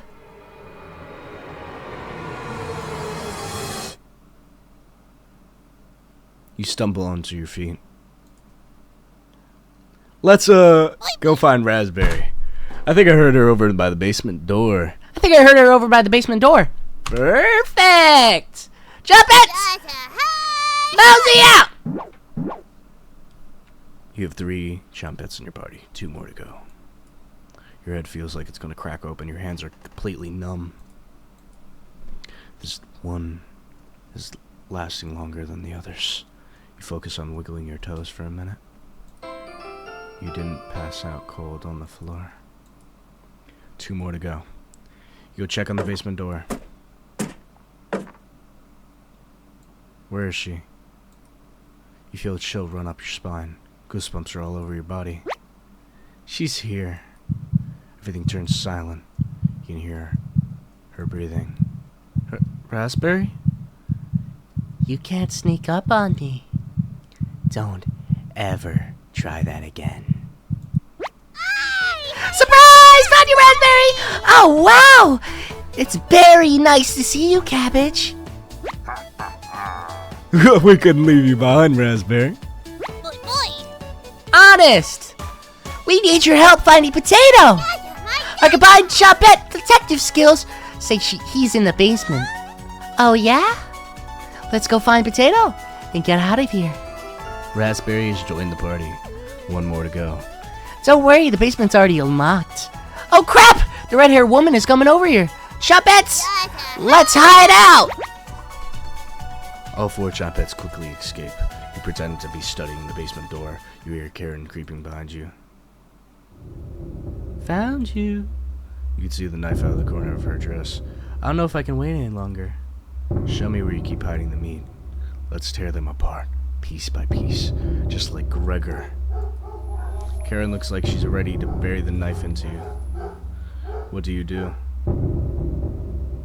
Tell her about the basement. So that's why it's locked. Open it. I have to see the room. You open the basement door. Thank you. I bring some cutlets. We'll have a great dinner. Okay. See you soon. This chick's gonna try to kill me, isn't she? Karen descends the staircase in the darkness. You lock the basement door.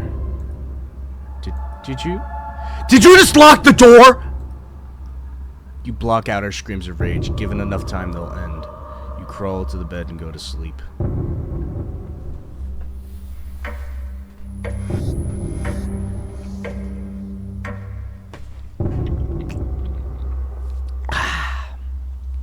You slept in today. The pounding has completely stopped. You really need to go to the bathroom. You decide to open your eyes. You must have walked to the bathroom last night. The glow of the candle is oddly comforting. The candle blew out, and the door is locked. You find a flashlight in the corner of the room, and the bathroom turns on. You're in the dark, but you're not alone. Click on objects around the bathroom to get more information or find hidden clues. If you're stuck, just wait a little bit to see the glint of an object to inspect around the bathroom. Just move around your cursor to search the room.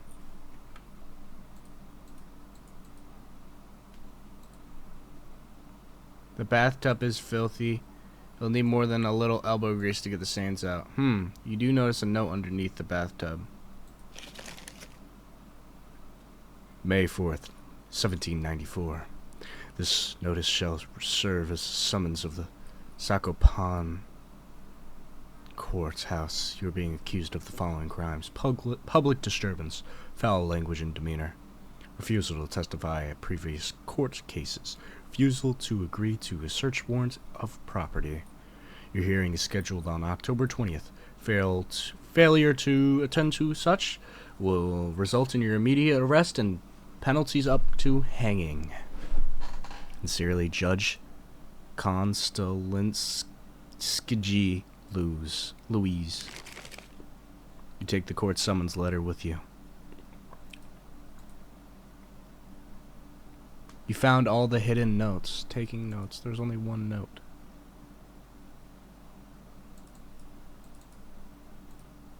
Someone forgot to restock the toilet paper. Disgusting. This is the scariest thing you've ever seen. Cabbage. Hello. Hello! Are you locked in the bathroom again? You tell her about the candle being blown out. Maybe you just need to try wiggling it a little bit. Sometimes the simplest method is the best one. Excuse me? Need to conduct the secret trumpet meeting. Later! You quickly make your escape. Well, getting locked in the bathroom is enough excitement for one day. You get under the covers and fall asleep. So, Marine, so she's still locked. Wake up, sleepyhead. Garen? Just your imagination again. Garen can't be alive, right? Somebody's at the door. You grip the doorknob tightly, getting ready for what's next.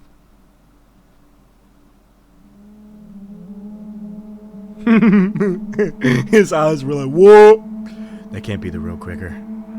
You're determined. The haunt has finally begun. The events like this are rare. Creating vengeful spirits is difficult. In this state, they'll try giving you a heart attack, push down the flight of stairs, or because you wander into an early demise. The rain has stopped. You decide to go look out the window.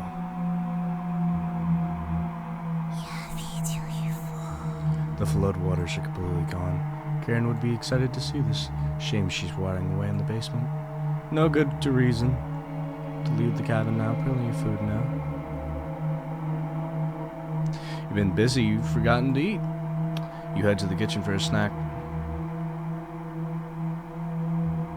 Garrett's hiding spot was too obvious. Grab some meat from behind the woodpile. Grab a few bites of it. You lost more of your humanity. Not fresh enough. Oh well. You decide to crawl back into the bed and get a little extra sleep. Day 2. 3,476. Whoa, you saw how many days that was? You have a strange dream. The clouds have parted and the rain is gone. You go wake up in a cold sweat. Is this another trick or... Good morning. She's still sticking around. You head to the kitchen and get breakfast. Meat is gone. The noise is coming from the living room. Anatoly? Nobody's here. Some deep scratches dug into the wood of the couch. Something is approaching. What's making that noise? It sounded like it was coming from the basement door. Go over to investigate. A cold wind is blowing through the door. Hole in the door. You get goosebumps all over your arms. Is this a... You wake up in a cold sweat. Yo, Karen. I thought you were bad as hell, bruh. No beef, but you were low-key. You showed a couple red flags when you started being, like, really heavy on eating people. And then I was just, like, fearing for my life a little bit, low-key. So I was just trying to, like, make you happy. But now, like... Leave me alone, please. They're taunting you with the dreams of a sunny day. You get out of the bed and head to the living room. The couch still smells like Gregor's sweat. Should you have stopped her? You already did. The couch is still comfortable, even after Gregor imprinted on it. Decided to take a nap, which quickly turns into a sleep. Wee. You must have woken up too early today. The cabin is still pitch black. Pick up a flashlight nearby to explore the darkness. Italy? Alright, cool. The first note you have ever received. Thinking about the messenger puts a smile on her face. Let me guess I ate him. I'm completely convinced that I'm Baba Yaga now.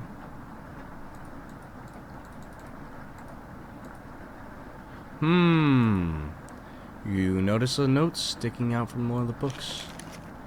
I know you've been ignoring my other letters, so I am begging you, please bring back my daughter safely, or I'll need to get the others involved. I have left payments outside your door, and I will pay any price. Please let her go. We don't have to involve anyone else. Take a mother's note with you. You lay back down on the couch, drifting back to sleep. Just as I thought, I'm 99% sure I am Baba Yaga or like a witch or something.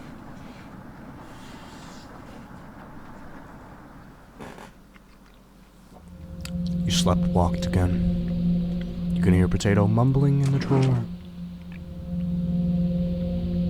Oh, it's you again. Tell me, your first week with the others, where did you sleep? Think for a minute. You can't come up with nothing. It's worse than I imagined. Do you remember any concussions? Still nothing? You would routinely collapse around the cabin. Walked into walls too.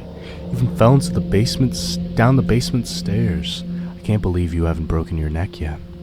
You seem to survive almost anything, right?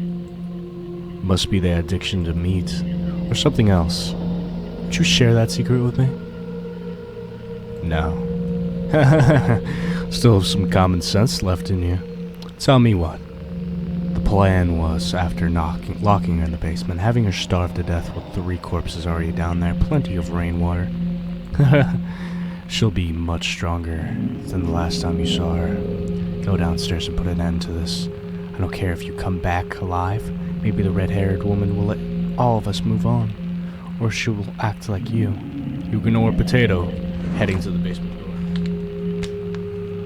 The red-haired woman is about to feel my fucking foot on her skull. She's about to get goddamn curb stomped. You open the door and prepare for the worst.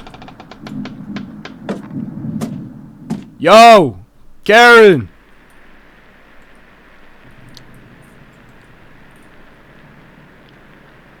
Nothing to be scared of. You begin your descent. Yo, Karen, you had a crush on me that one time, right? Like, you had feelings for me. Something is approaching. Like, we don't have to be doing this, Karen. Like, please. We can all be friends. We can all be friends.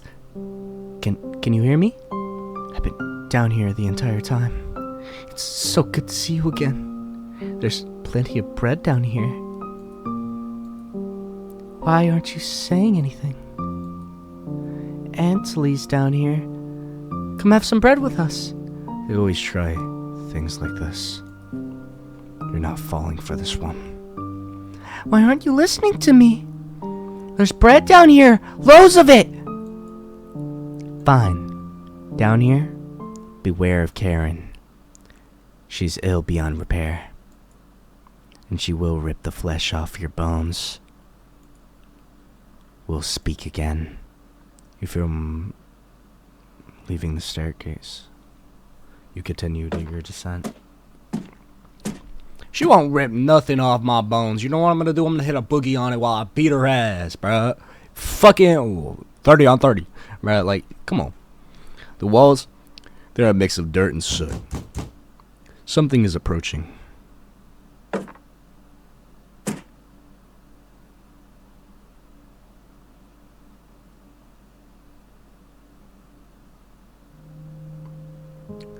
I'm glad I found you. The rain outside has stopped. Did you hear that knocking behind you? Another trap? Everyone else is upstairs. Maria was worried sick about you. You told Grigor about speaking with Maria. Guess I can't lie to you, huh? If you won't come down upstairs with me, please turn on the light when you reach the room. I want to see the look on your face when that light bulb turns on. You nod. Thank you. Thanks for letting me lick the bowls clean. We'll meet again soon. Beware of Karen. You feel Grigor leaving the staircase. You just descend deeper into the abyss. The air pressure down here feels like heavier. The touch, you touch your ears. Blood is leaking out. Something is approaching.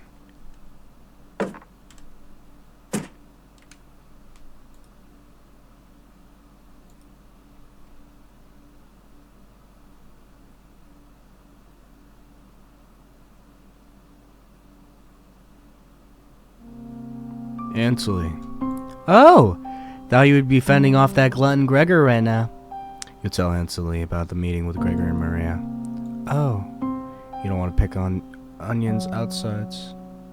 You don't want to pick onions outside? You shake your head. Guess there's no fooling you, huh?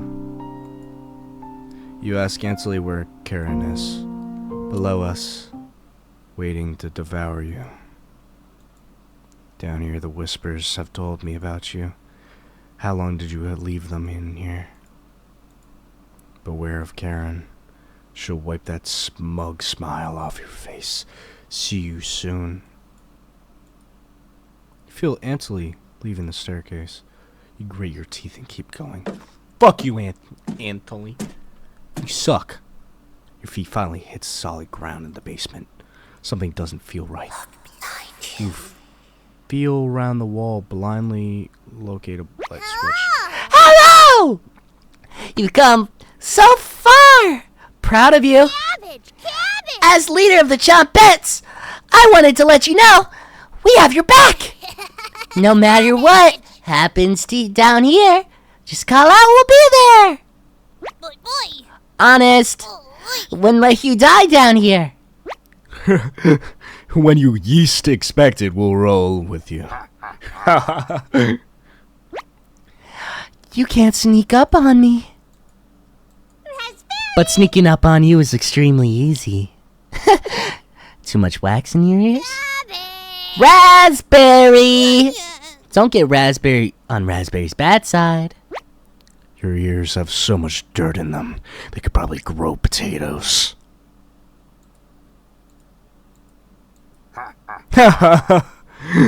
We'll have to work on those jokes, Potato. Sure.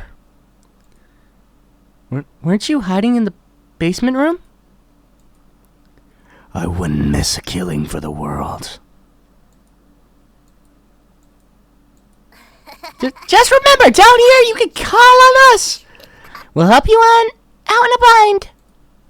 And if you get lost down here, please Don't go into the room. It's the only place we won't go. That's correct, Potato. Thank you for coming along with us. Boy, boy. It's not a change of heart because you never had one. I don't think he should come with us. The only joke here is you, Potato. That's enough! Chompets! Let's help out! Chompets are getting in position behind you, ready for what's next. You feel around the wall blindly to locate the light switch. Took you long enough. Let's end this. Karen smiles at you. You're gonna taste better than Gregor. Ow! Should've kept the door locked. Chompets. Called on me first because I'm the leader, right? Chompets are ready to help you out down here. Watch out for that knife. Please survive. We don't want to play hide and seek again. Chompets, help out! Ow. Are you talking to yourself again? Karen is studying you. Shouldn't have killed you when... Shouldn't have killed me earlier. No chance of that now. Dodge this! Ow! Blood is running down your spine. Karen looks at her lips. She looks like she's plotting her next attack. You attack Karen with a lunge. You barely land a soft punch. Should have kept the door locked. Hey, it's me, Onion. No crying down here, okay? Let me look at your ear. Blood, gross! Your eyes are begging of water. Your guys are beginning to water. Hey, what did I tell you about crying? You got this, champ. Good luck. Onion's word to make you feel a little better, but only a little bit. You gain 5 HP. Karen sprints towards you. You feel blood running down your arm. Are you talking to yourself again? Karen is studying you. I should have killed you earlier. No chance of that now.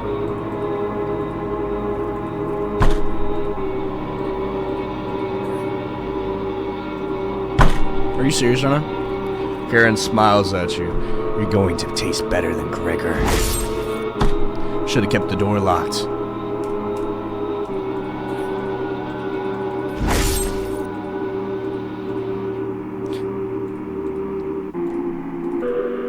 You're both awful. Good luck.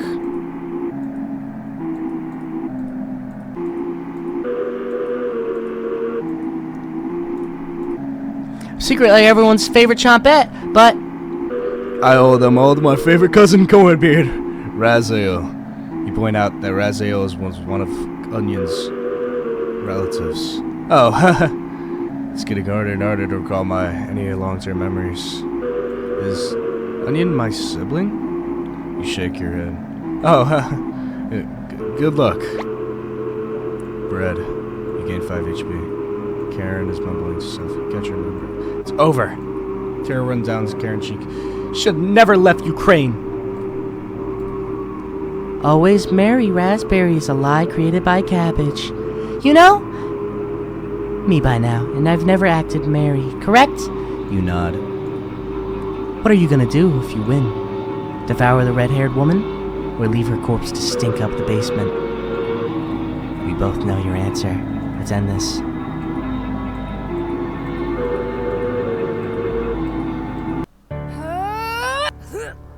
Oh! Yeah! Get fucked! Oh! Oh! Yeah, bitch! Weren't expecting that, weren't ya? Bitch! Give me my knife back. Karen quickly stumbles down to the hallway, turning left at the end. Bitch! You're hobbling after her, but the basement is getting darker and darker. You can hear the small echoes of Karen's footsteps in the distance. You're getting lightheaded. Again, a cool liquid is coming out of your ears. You must trip a few times as you move downwards. Your shoes begin sticking out to the ground. This area has a door in each direction. You head east, opening the door. You feel Karen's presence close by.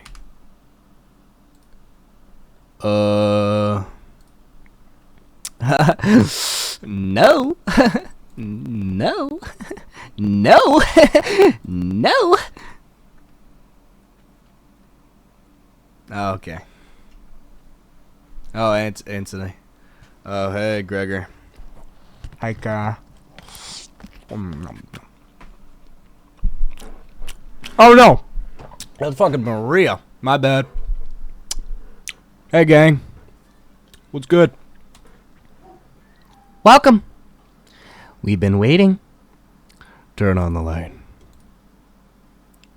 Where's Karen? She's ravenous, completely ravenous. All lost in the abyss. She will never escape. Fleeing west did nothing. We traded one tragedy for another. Karen will stop your ambitions. Wretch. Abomination. Horror. Turn on the light and your savior. Savor your inhumanity. Turn on the light. Turn on the light. Turn on the lights. Reap what you have sown. Maria, Anthony, Gregor, Karen. I won't forget you.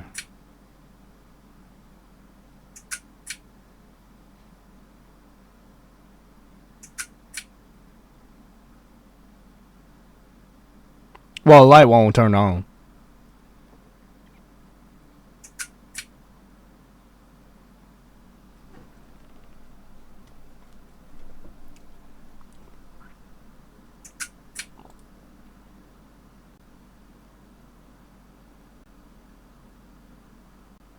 Plenty of meat still on them bones. Dear Dream Studios. That was the game? You hear talking upstairs. Thieves. You grab your flaying knife and silently go up the stairs. You eat well tonight.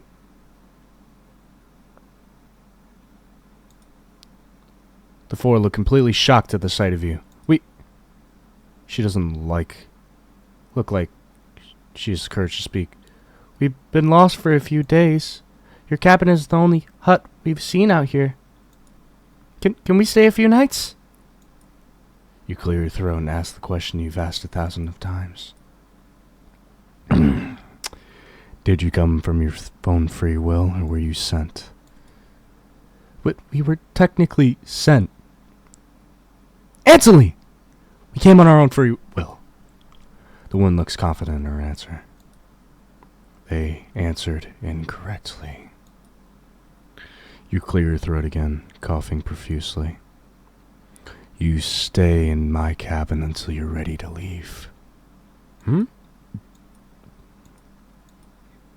group looks terrified of you, as they should be. Wasn't the trail steep? Yeah. The group finally returns to normal. It's forced, but they attempt to save face. The walk was brutal, but the cabin is amazing. Full kitchen, running water, it's really everything. Finally, a place I can read a good book in peace.